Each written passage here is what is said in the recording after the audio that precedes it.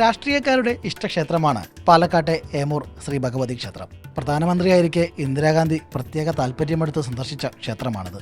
കോൺഗ്രസിന്റെ കൈപ്പത്തി ചിഹ്നത്തിന്റെ ഉത്ഭവം ഇവിടുത്തെ പ്രതിഷ്ഠയിൽ നിന്നാണെന്ന ഒരു രാഷ്ട്രീയ ഐതിഹ്യവും നിലവിലുണ്ട്. കൈപ്പത്തിയാണ് പ്രതിഷ്ഠയെങ്കിലും ക്ഷേത്രകവാടത്തിൽ കൈപ്പത്തിക്കൊപ്പം താമരയും നക്ഷത്രവുമൊക്കെ കാണാം.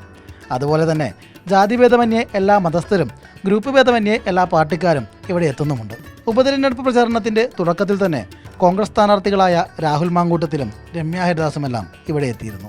പുരാതന ക്ഷേത്രമാണെങ്കിലും 1982 ഇന്ദിരാഗാന്ധി സന്ദർശിച്ചതോടെയാണ് ഏമൂർ ക്ഷേത്രം രാഷ്ട്രീയ മണ്ഡലത്തിൽ ശ്രദ്ധ നേടുന്നത്.